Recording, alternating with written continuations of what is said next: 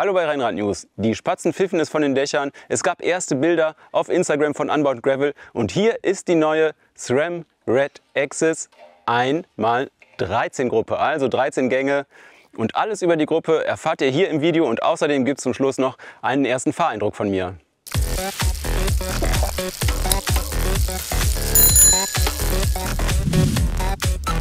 Ja, da steht ein Ridley Griffin RS vor mir mit der neuen SRAM Red Axis 1x13 Gruppe. Und, das kann ich gleich direkt sagen, es gibt nur eine 1x13 Version, keine Zweifachgruppe. SRAM ist ja sozusagen der Erfinder des Einmal-Systems am Rennrad. 2013 kam die Firma schon mit einer Einfachgruppe auf den Markt mit der Force One By und reagierte damit auf den aufkommenden Gravel-Trend. Und schon ein Jahr später gab es die Gruppe mit einer größeren Bandbreite und jetzt will SRAM mit der neuen Red Axis Explorer, also der Top-Gruppe, Red ist ja immer die Top-Gruppe bei SRAM, mit der neuen Red Axis Explorer will man wieder die beste Gravel-Gruppe auf dem Markt anbieten. Man hat sie leichter gemacht, obwohl sie einen Gang mehr hat. Man hat ihr die Schalthebel der ebenfalls erst vor kurzem eingeführten neuen SRAM Red Axis vor die Straße spendiert und auch die Bremsen dieser Gruppe, und das kann ich auch schon verraten, die Bremsen sind wirklich ein riesen Fortschritt gegenüber der alten Gruppe und viel besser für das Graveln geeignet. Das haben alle gesagt, die sich auf dieses Rad gesetzt haben, spontan. Wow, die Bremsen! Und ja, das kann ich schon verraten. Die Bremsen eben von der neuen Red Axis Gruppe. Und dann gibt es eine neue 1x13 Kassette. Die passt zum Glück auf den alten XDR-Freilauf. Und natürlich für vorne neue Kettenblätter. Und was die Gruppe noch neu hat, ist das Schaltwerk. Und das Schaltwerk übernimmt einerseits Know-how von den SRAM MTB Transmission Gruppen, die ja erst vor kurzem eingeführt wurden. Und andererseits ist es speziell für den Einsatz auf Gravel ausgelegt, hat also auch viele Charakterzüge eines Rennradschaltwerks, eines typischen Red-Schaltwerks. Und SRAM hat besonderen Wert auf eine hohe Schaltgeschwindigkeit gelegt. Wenn ich sage SRAM Transmission Technik, dann bedeutet das auch, dass das neue Schaltwerk viel robuster geworden ist als das alte. Voraussetzung dafür, dass ihr das nutzen könnt, ist übrigens ein UDH-Standard am Rahmen. Das bedeutet, das Schaltwerk wird direkt an den Rahmen geschraubt. Es gibt kein Schaltauge mehr. Und ihr kennt vielleicht diese UDH-Schaltaugen schon vom Rennrad. Das war sozusagen so eine Adapterlösung, dass man normale Schaltwerke noch mit so einem UDH-Rahmen fahren konnte. Aber dieses Schaltwerk hat eine Full-Mount-Technik, sogenannte Full-Mount-Technik, und wird direkt an den Rahmen geschraubt. Und damit entfällt übrigens auch super viel Einstellungsarbeit. Das Schaltwerk wird einfach angeschraubt und keine Einstellschrauben müssen mehr bewegt werden, keine Micro-Blee-Adjustment-Screw. Super einfacher Setup-Prozess. Dazu gibt es später noch mal einen kurzen Hinweis. Und jetzt gehen wir einfach mal die Verbesserungen an den Einzelteilen der neuen SRAM Red Axis Explorer im Einzelnen durch. Ich fange an mit der Kassette, denn die Kassette ist natürlich mit ihren 13 Gängen ein absolutes Highlight der Gruppe. Entwickelt wurde sie übrigens in Schweinfurt am Standort von SRAM in Deutschland, und da sitzt eben die Kassettenentwicklungsabteilung. Mit erheblichem Aufwand wird so eine Kassette entwickelt und das verdeutlicht sich unter anderem am Gewicht, denn diese 13-Gang-Kassette wiegt nur 288 Gramm und das ist 90 Gramm leichter als die 1044-Kassette, die ihr schon von der 12-fach SRAM Red Explorer kennt. Also nochmal 90 Gramm Gewicht eingespart, das ist eine Menge. Wie geht das? Die Ritzelträger wurden optimiert, zum Beispiel bestehen die äußeren 3 Ritzel, also die größten 3 Ritzel, aus Aluminium und die kleinen Ritzel von diesem Dreierpaket sind am größten Ritzel angebracht. Und die unteren Ritzel bestehen aus Stahl, das kennt man schon von SRAM, MTB-Gruppen und Road-Gruppen, und sind eine Baugruppe. Die Übersetzung der Kassette für mehr Bandbreite, nochmal mehr Bandbreite als bei den SRAM Red Explorer-Gruppen der 12-fach-Generation, 10:46, und dann könnt ihr euch das vorstellen, als hätte man die 1036-Kassette, die es schon gibt, um ein 46er Kettenblatt erweitert. Das heißt, ihr habt unten, wenn ihr schnell fahrt, relativ enge Gangsprünge, tatsächlich das 12er Ritzel mehr als zum Beispiel bei der 1044-Kassette und oben heraus noch eine relativ gleichmäßige Abstufung bis eben hin zum 46er Ritzel. Tatsächlich passt die Kassette auf den gleichen XDR-Freilauf, den ihr schon kennt. Das heißt, SRAM hat einfach den vorhandenen Bauraum besser ausgenutzt. Das große Ritzel wird ein bisschen mehr Richtung Laufrad gestellt und auch das UDH-System lässt ein bisschen mehr Bauraum zu den Kettenstreben hin. Wir konnten uns das sogar in Schweinfurt anschauen, wie so eine Kassette entwickelt wird. Und das beginnt zum Beispiel mit 3D-Prototypen aus dem 3D-Druck. Und da macht dann der Schaltungsingenieur Sebastian, heißt er übrigens, zum Beispiel so kleine Markierungen, wo die Kette nicht optimal läuft. Und dann wird weiter optimiert im CAD-System. Und so gibt es viele kleine Entwicklungsschritte, bis irgendwann ein tatsächlicher Prototyp im Musterbau bei SRAM, wo es riesige Fräsmaschinen, Drahterosionsmaschinen und was man sich alles vorstellen kann, gibt, rumstehen. Da ist eine ganze Maschinenhalle nur für Prototypen und Musterbau reserviert, bis dann endlich mal so eine Kassette da hinten rauskommt und die wird dann auf Prüfständen geprüft, auf Dauerhaltbarkeit, auf die Schaltgeschwindigkeit. Da gibt es Hochgeschwindigkeitskameras, die die ganze Zeit aufnehmen, wenn geschaltet wird und prüfen, wie die Schaltgeschwindigkeit ist, wie die Schaltvorgänge sind, wie die Kette von einem Ritzel aufs andere läuft. Hochinteressante Sache. Ein paar Bilder davon gibt es im Bericht auf Rennrad News. Okay, dann schauen wir uns die zweite zentrale Komponente der neuen SRAM Red Explorer Gruppe an und das ist natürlich das Schaltwerk. Es sieht schon auf den ersten Blick robuster aus und es ist auch wirklich robuster. Ihr kennt vielleicht von den MTB-Schaltwerken der Transmission Gruppe diese Videos, wo Leute mit Hämmern davor hauen oder sich draufstellen. Dieses Schaltwerk soll genauso robust sein fast, aber der Fokus wurde noch mehr auf Schaltgeschwindigkeit gelegt. Die Features, die das von der Transmission-Gruppe übernimmt, ist neben dieser UDH-Aufnahme, Full Mount nennt SRAM das, auch eine höhere Spannung der Kette gegen Kettenschlagen und natürlich sitzt die Kette dann auch sicherer auf diesem Einfachantrieb, wenn die Spannung ein bisschen erhöht ist. Gleichzeitig ist sie aber nicht so stark erhöht wie bei den MTB-Schaltwerken. Das würde zu mehr Reibung führen und dadurch ein bisschen leicht erhöhte Verluste im Antriebsstrang bringen. Also ein Kompromiss in der Kettenspannung aus MTB und Straßen- und Gravel-Einsatz. Zu weniger Reibung führen übrigens diese Magic Pulleys, die SRAM in diesem Schaltwerk integriert hat. Das sind größere Schaltrollen, oben und unten. Unten 16 Zähne, oben 14 Zähne. Das sind jeweils 2 Zähne mehr als an den bekannten Gruppen. Und außerdem hat dieses Magic Pulley noch so einen Clou. Wenn da was in das Schalträdchen gerät, sodass es blockieren könnte, dann kann es sich außen weiter drehen und so wird das Schaltwerk dadurch nicht zerstört. Apropos, wenn doch mal was richtig feste wie gegen das Schaltwerk schlagen sollte, dann klingt das so nach hinten aus. Und wenn ihr es dann wieder anbringen wollt, könnt ihr es einfach nach vorne drücken und es ist wieder drin. Ein anderes Detail, wo ihr sehen könnt, dass das Schaltwerk eben verstärkt auf Robustheit ausgelegt ist, ist die Akkuaufnahme. Der Akku sitzt jetzt ein bisschen versteckter, vom Schaltwerk selber geschützt in seiner Aufnahme und ist dadurch nicht mehr so exponiert für zum Beispiel Einflüsse von Steinen oder anderen Sachen beim Transport zum Beispiel. Weil das Schaltwerk viel robuster ist, ist es auch ein bisschen schwerer geworden. Es wiegt ungefähr 80 Gramm mehr als das Vorgängermodell. Also im Prinzip habt ihr die Ersparnis bei der Kassette hier beim Schaltwerk wieder drauf bekommen, aber es gibt noch eine leichtere Komponente und da komme ich gleich zu. Jetzt machen wir erstmal weiter mit der Kurbel, denn auch da gibt es eine Neuheit. Also wie gehabt, die Red-Kurbel super leicht mit hohlen Carbonkurbeln.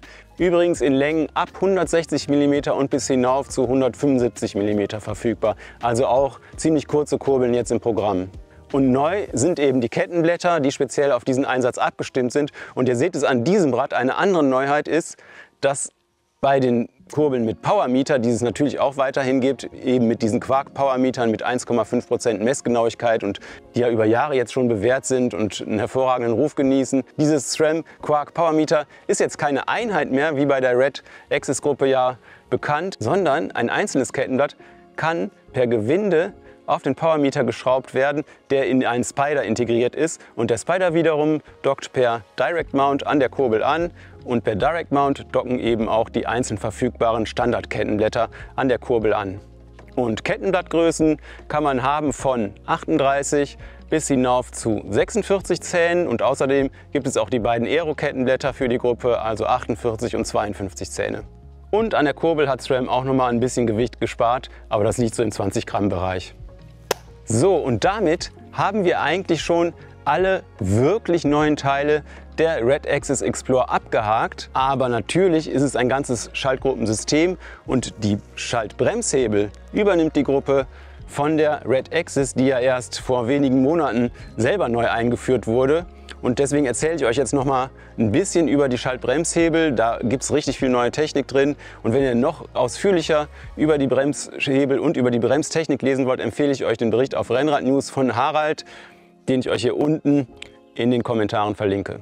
Also ihr seht, die Bremsschalthebel sind genau identisch mit der Red Axis Gruppe, die gerade eingeführt wurde.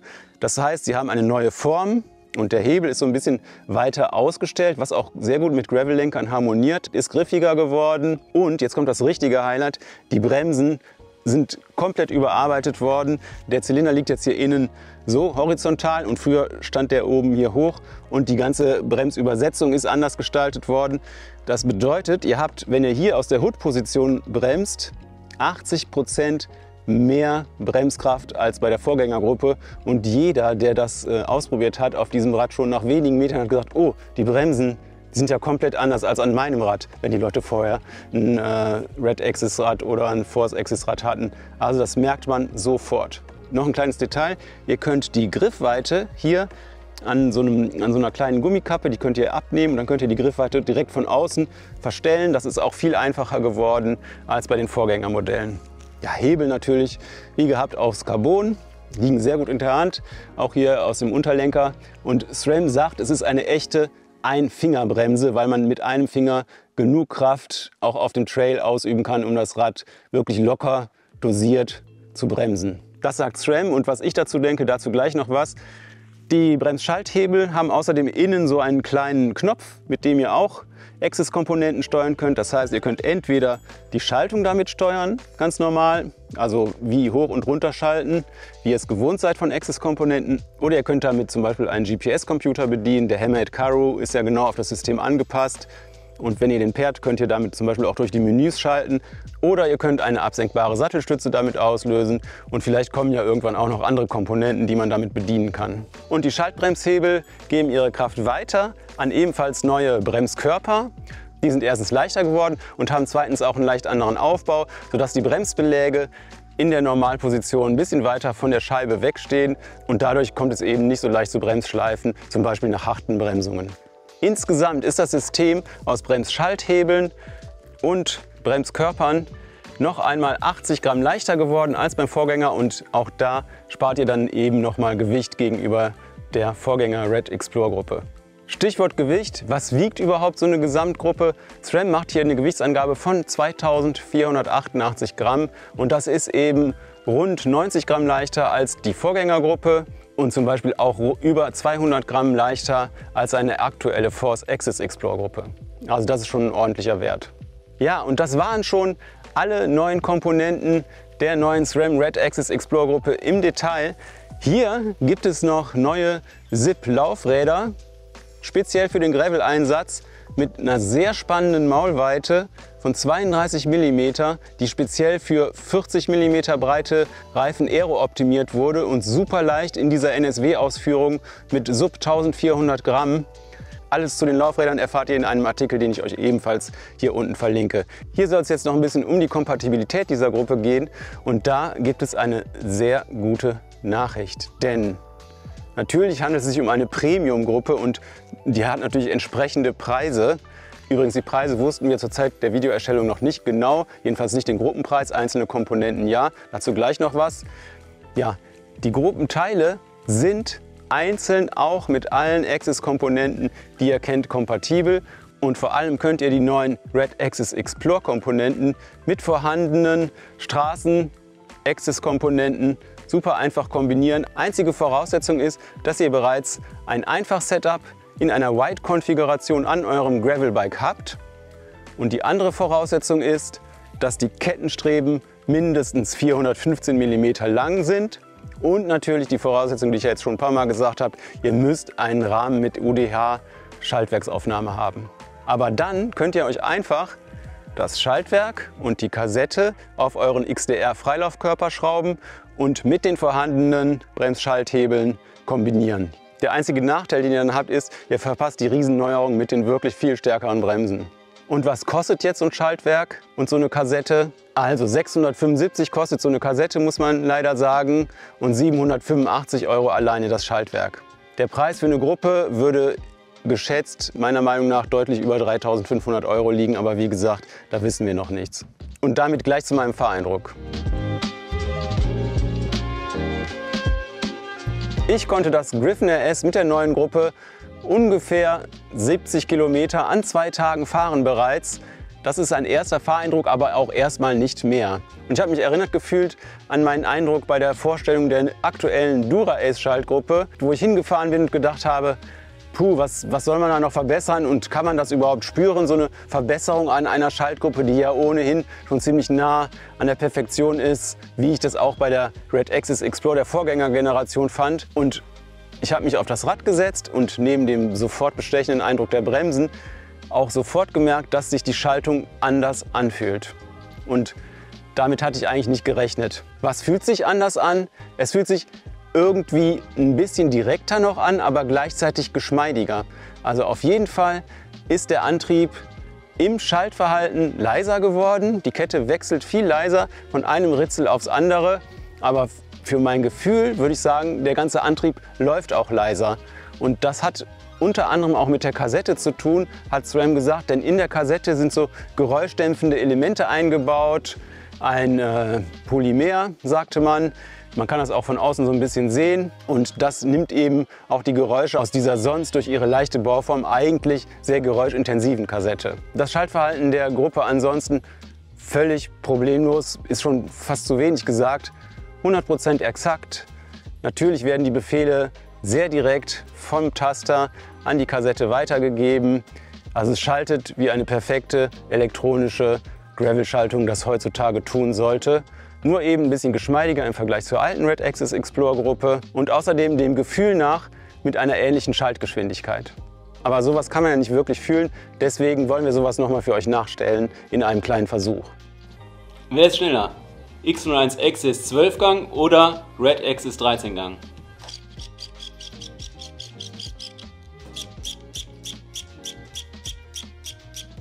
Wie fährt sich jetzt eben die neue Übersetzung? Also im schnellen Bereich, also wenn ihr auf geraden Gravel-Strecken so dahin kurbelt, finde ich das ziemlich gelungen. Die Gangsprünge sind nicht so groß. Anders als bei der Red Axis Explorer der Vorgängergeneration, das 12er Ritzel unten mehr ist wirklich ein Gewinn. Und nach oben hin habe ich an diesem Rad eine 40-46 Untersetzung gehabt und bin damit zum Beispiel eine 20% Asphaltrampe locker hochgefahren. Was heißt locker? Eben wie locker man so eine Rampe hochfahren kann, aber von der Kadenz her hat das für mich gereicht. Und ich bin so ein mittelstarker Gravelfahrer, würde ich sagen, mit einer ANS von 240 Watt. Und damit würde ich sagen, dass diese Übersetzung so ziemlich den Sweet Spot für die allermeisten Gravelfahrer und Fahrerinnen treffen dürfte, mit eben 40:46 hinten, weil eben in allen Bereichen die Gangsprünge ziemlich gut ausgewogen sind und gleichzeitig die Reserven hoch genug sind. Ich würde da jetzt auch kein kleineres Kettenblatt vorne noch montieren oder auch keine größere Kassette hinten. SRAM sagt übrigens, wenn ihr jetzt Bikepacken gehen wollt, gibt es ja immer noch die 12-fach-Antriebe, mit den Mountainbike-Kassetten, mit den Eagle-Komponenten, wo ihr dann eben noch eine größere Bandbreite habt als diese 460%. Probleme mit dem Schaltwerk gab es übrigens überhaupt keine, obwohl ich doch einige Trails unter die Räder genommen habe. Gerade hier rund um Bad Kreuznach gibt es da was. Aber das hatte ich eigentlich auch nicht erwartet, dass jetzt auf so einer kurzen Distanz irgendwelche Unfälle mit dem Schaltwerk passieren. Ja, und dann bleiben eigentlich noch die Bremsschalthebel. Also ich finde die Ergonomie deutlich nochmal verbessert gegenüber der Vorgängergeneration, die ja inzwischen bei Force, Axis und Rival an Bord ist, sogar auch noch der Apex. Die Form, erstens der Übergang zum Lenker deutlich besser meinem Geschmack nach. Dann ist auch diese Position, dieser Konflikt mit dem Taster ist wirklich aus der Welt geschafft. Und ich hatte da manchmal kleine Konflikte, dass ich aus Versehen die Taste betätigt habe. Also das ist wirklich ein deutlicher Sprung. Und über die Bremsen hatte ich ja schon jetzt dreimal gesprochen. Und um die jetzt noch mal ein bisschen zu charakterisieren, also der Druckpunkt ist wirklich sehr direkt und wenn der Druckpunkt anliegt und man ein bisschen weiter zieht, hat man auch direkt ziemlich viel Bremspower. Das heißt, man muss die auch wirklich ein bisschen vorsichtiger dosieren als die Bremsen, die ihr bisher von den Straßen-Axis und Gravel-Axis-Gruppen kanntet. Aber der Vorteil ist, dass wenn ihr jetzt mal einen Trail fahrt oder eben sehr steile Bergabpassagen, dass ihr tatsächlich aus der Bremsgriffhaltung wirklich Bremspower satt zur Hand habt. So viel, dass auch Mountainbiker, die sich schon oft bei mir über die geringe Bremspower der Axis-Komponenten beschwert haben, so viel, dass auch Mountainbiker damit jetzt zufrieden waren. Und gleichzeitig ist die Dosierbarkeit wirklich gut. Das heißt, wenn man sich einmal daran gewöhnt hat, kann man damit hervorragend verzögern. Und damit zu meinem Fazit zur neuen SRAM Red Axis Explore Gruppe. Und das lautet eindeutig, es ist ein großer Sprung in jeder Hinsicht. Erstens, das eine Ritzel mehr stellt jetzt wirklich ein ausgewogenes Spektrum an Gangabstufungen und Bandbreite her. Zweitens, die Schaltkultur ist nochmal wirklich geringfügig verbessert, aber spürbar. Und leise Schaltungen freut man sich ja eigentlich immer drüber.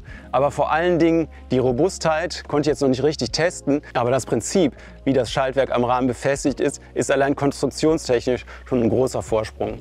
Ja, und nicht zuletzt ist die Form und die Funktion der Bremsschalthebel noch mal eine Stufe höher als bei der Vorgängergruppe. Und der einzige Haken bei der ganzen Sache ist erstens, dass wir den Preis noch nicht kennen und zweitens, dass er wahrscheinlich sehr hoch sein wird.